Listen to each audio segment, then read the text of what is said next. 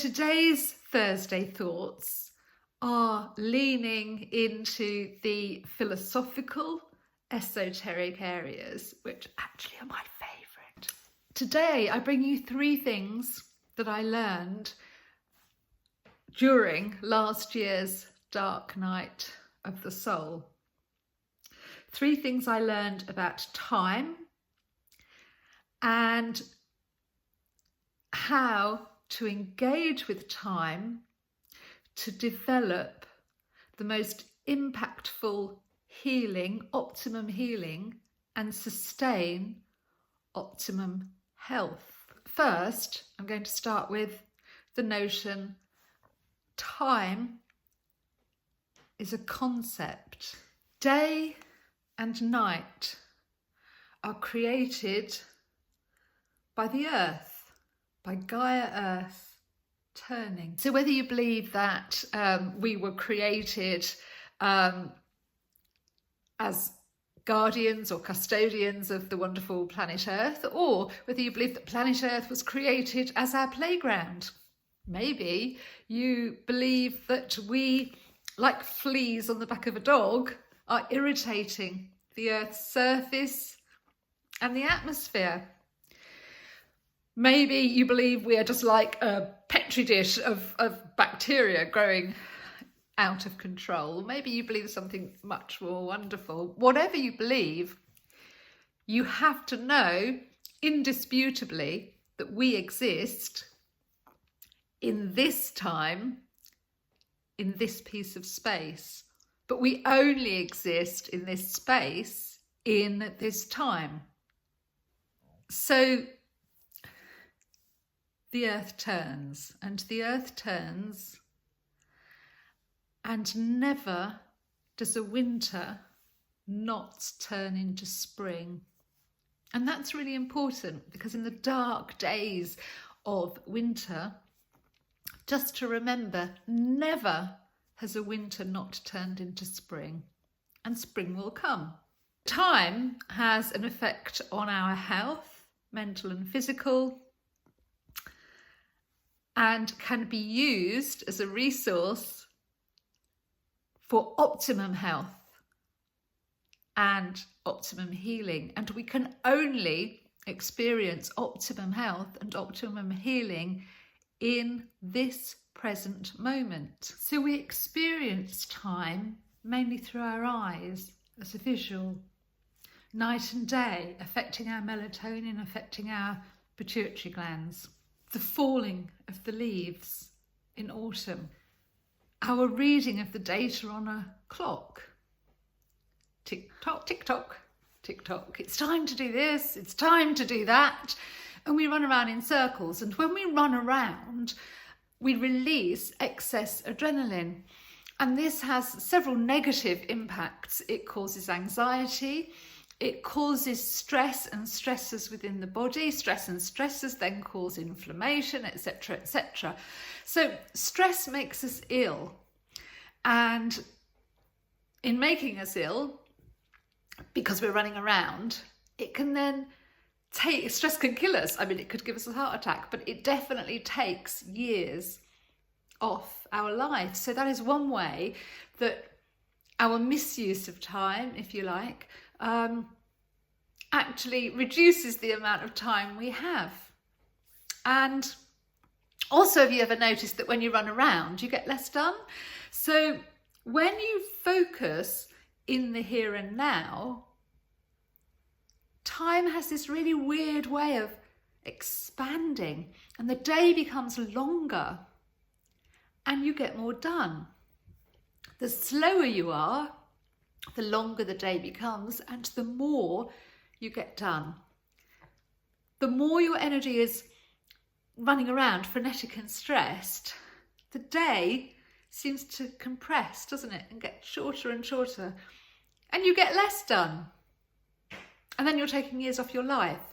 So there's a negative impact of not utilising time space to create optimum health and optimum healing. And I learned 3 important things in that period of forced calm stillness and that dark night of the soul.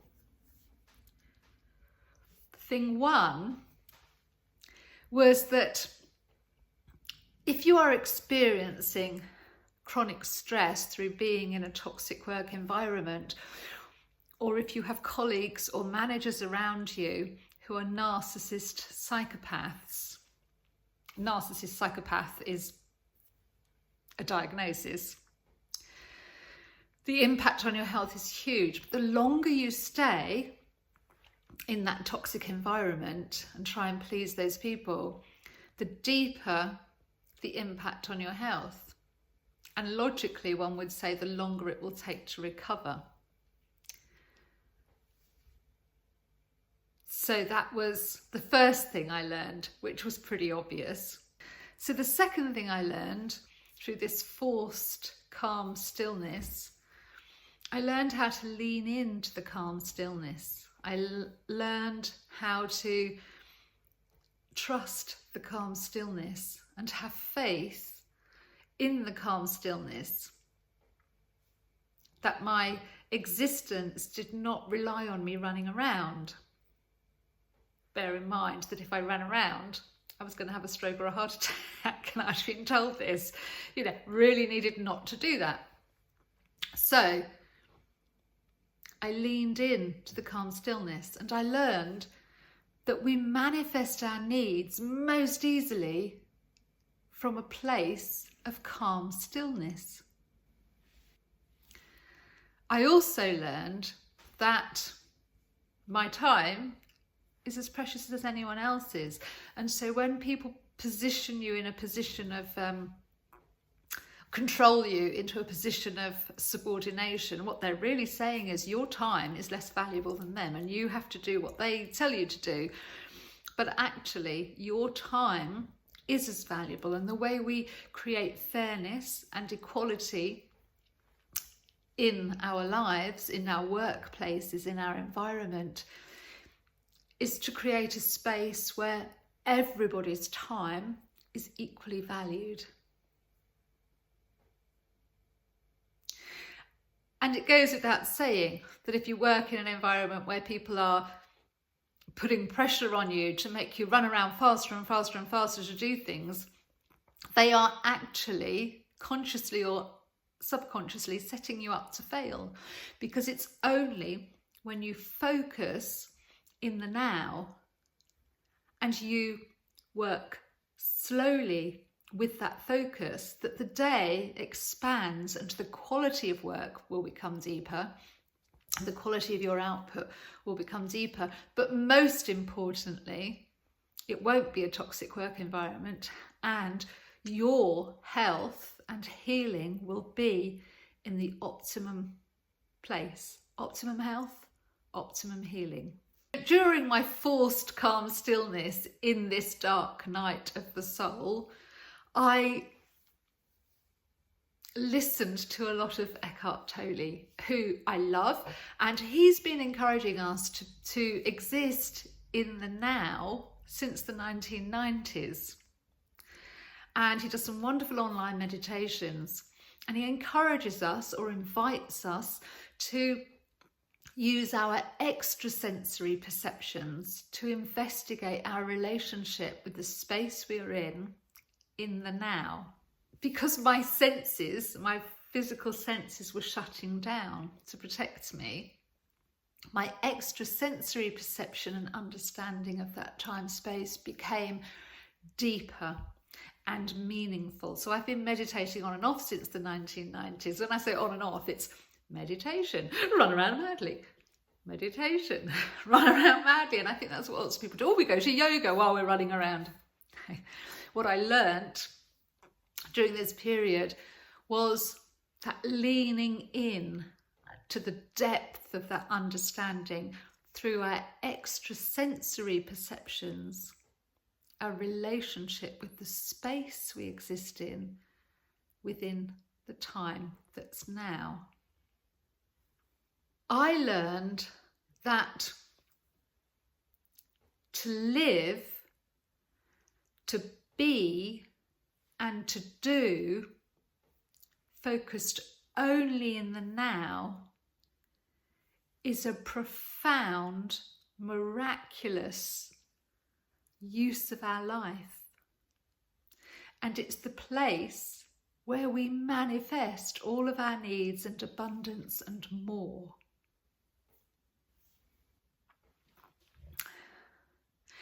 As sentient beings here on earth, we can only experience our life in the now. Our five senses, not the extrasensory perceptions, but our five senses operate because we're here and we have time. But you can't, if you remember what it feels like or it looked like or it smelt like in your past, you're reliving it in your present. And that's how post-traumatic stress gets stuck in our body. And it's how a smell can project our memory back instantly to a place. But we're not moving back to that place. We're re-experiencing it in the now. We can also use our senses to imagine what the future will be like. And as we imagine our future abundant, safe, compassionate, all of those things, material wealth, a wealth of love, a wealth of friends, as we feel those things in our body, that is the key or the secret to the law of attraction, to abundance. What we feel, we manifest. It's actually that simple.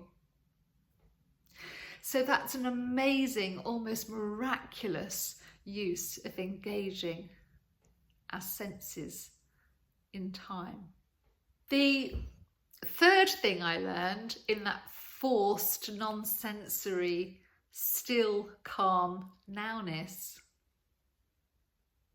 was how deep the universal unconditional love is, and that we can only experience that amount of unconditional love that comes from the universe, God, if you like, in the now.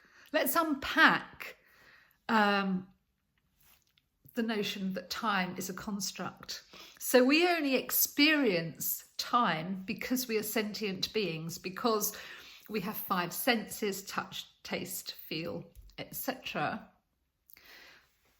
But we can only be sentient beings because we exist within this construct of time. Without time, those earthly senses and bodily senses wouldn't work. So we only experience time because we are sentient beings and we exist within time and space. And sentient means we have senses. We have five senses. I think I've said before, we actually have more than five senses, but that's how we experience this moment. Tick, tock, or flick, flick, or very silently, bing, changing.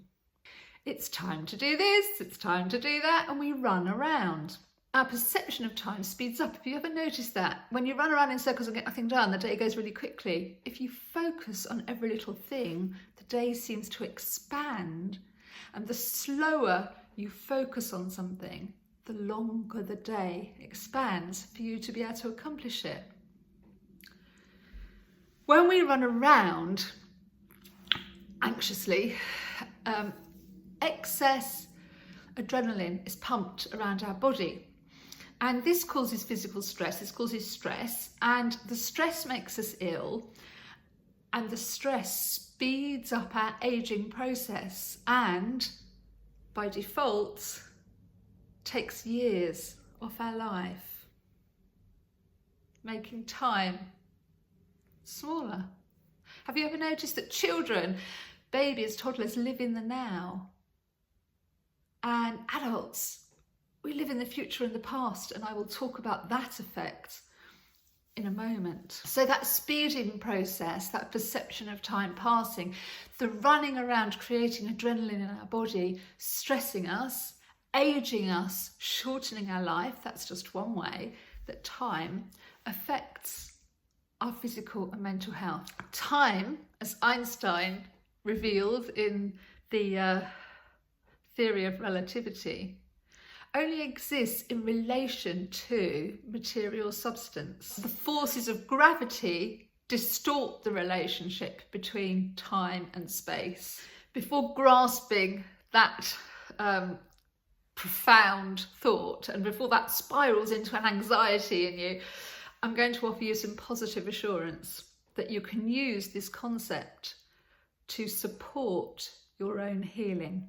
Back to what I'd like to share with you, what I learned through suffering a dark night of the soul. This time last year, so between August 2023 and February 2024, chronic work stress and a toxic work environment between the spring of 22 and autumn 23 led my neurological system to close down its sensory systems. And it was basically, you know, your system does that because I didn't want to register any more abuse from the environment. Any amount of light caused intense pain, needing acute medical treatment in and out of hospital. But it also removed all pleasures of Christmas because I sat in a darkened room with no fire, no candlelight, no twinkling fairy lights or flickering TV, all of which only exist because of time. My sense of smell also disappeared, and that left me vulnerable to fire risk, infected foods, and that went on for many months, 6 to 9 months. I could only actually afford private carers for 3, so it was a tricky time. 9 months, by the way, you can make a baby at that time, so a bit of a rebirth going on. I couldn't smell leaking gas. We had a gas leak during that month and carbon monoxide. I laughed because actually during those months kept having these problems and I couldn't smell them. I couldn't smell if milk had turned off or if other food had gone off. And I couldn't take pleasure in food, taste, or in my passions of perfume, aromatherapy, and the composing of incense. In other words, the impact of prolonged chronic work stress affected my capacity and quality of life and reduced it to 0 because my body had shut down its senses of sight, of smell, of taste, of touch and hearing. So I had a migraine, I had flashing lights, I had to close my eyes, I couldn't look at light, you get the picture. My body, put simply from a soul level, my presence here on earth did not want to feel controlled, belittled or bullied or abused anymore. Put more poetically, my body had reacted to external stressors like the exotic pea plant Mimosa pudica, or acacia fern-like leaves that respond to touch and other stimulation, rapidly closing and drooping. Now, that is a great analogy for the damage inflicted upon us by sensory overload, inflicted externally within toxic controlled work environments and controlling line managers who create them and our general environment, that toxic demand overload. Now, if you're experiencing that and you're feeling it in your body, remember you are not at fault. There's nothing wrong with you. I learned 3 important things about time and its effect on physical and mental healing during this period when my physical and sensory body was shutting down. My physical body was also shutting down. It's almost like it wanted to die. It was preparing to die. So the first thing I learned was if you're experiencing chronic stress in the workplace or bullying from a narcissist, psychopath, leave, get out of that environment, because your mental health is your early warning system. When you have your mental health is suffering, if you don't deal with it, your physical health will suffer to a chronic experience. Also to know that the function of life is to support life, and you are life. so you will be supported. That was a practical thing I learned in my dark night of the soul. The second thing I learned was really very much about time and space. So the first thing I learned was the longer you stay in a toxic environment, the worse the more ill you're going to become. So that's like direct correlation between time. But the second thing I learned about time and space and how it affects your health was really through being forced into this meditative stillness for 3 to 6 months. Because if I moved my head, I triggered an instant involuntary vomit reflex. That was witnessed by my rheumatologist and paid carers. It was constant all day, every day. The chronic stress had affected my vagus nerve. And that is brain, heart, lung connection. And this impacted my trigeminal nerve, which controls the eye and sensory facial senses. If I stood up and looked around the room, I suffered such extreme vertigo, which was another symptom of this permanent chronic hemiplegic migraine. And hemiplegic means half body paralysis, and this is what was happening. So stress of any kind triggered stroke-like symptoms, not once, but 3 times, hospitalising me between August 2023 and October 2023. So there I was, I couldn't move, I couldn't taste, I couldn't smell, and the slightest register of light or sudden thing around me, it was like I felt like I had shell shock, and my neurologist explained that your body's in shock. What I could do was lean into that. All I could do was lean into the darkness, lean into the lack of sensory information, lean into being in a state of physical, non-sensory, calm stillness. Lean into trusting that my existential, my existence, my body would be catered for within that calm stillness.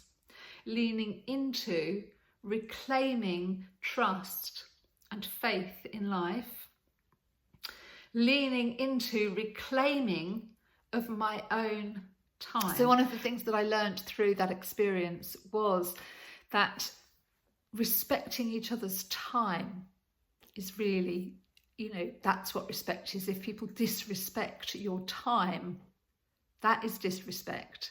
It's really important that we respect each other's time, because we live because we have time. We sense things because we have time. And that is our life. You can't respect someone in the past or because what they did in the future. You can only respect their time. And that doesn't mean reverence or subservience or subordination. It means respecting in an egalitarian way the time. And in that process is healing. In that process is health. Anything else causes a toxic environment.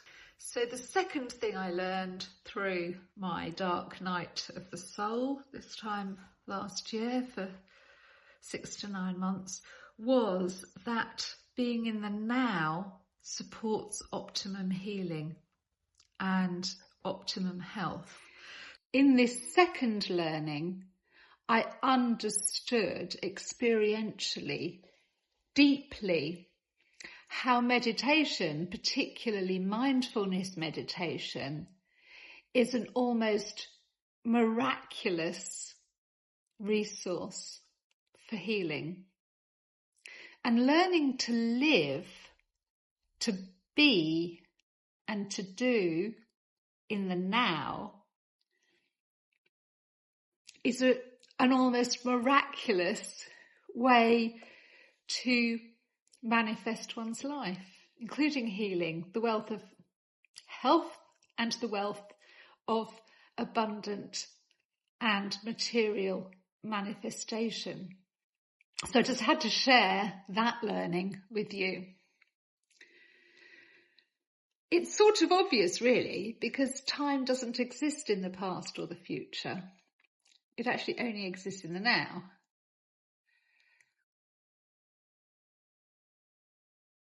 So we can only remember what the past felt like, and we can only imagine what the future feels like. And imagining what a future for ourselves feels like is the art of manifestation.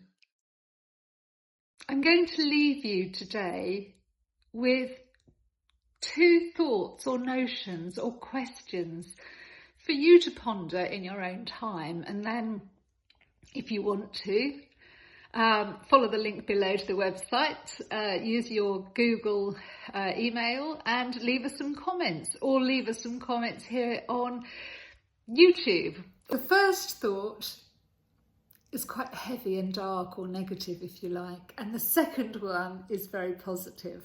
So first of all, I'd like you to think without guilt about how evil it is when we inflict pain on other people. And that's because that pain gets trapped in the auric pain body and in the physical body, if you like. And that means that our memories from the past, or the present that you are making when you inflict pain on someone, physical or mentally or psychologically, also is damaging their future, because when they look towards the future, it causes immense anxiety. The second thing I want you to think about is much, much lighter. And this thought is a whole lot nicer. That our sentient bodies are a conduit for universal, unconditional love, or God, if you like, to come down into the earth plane.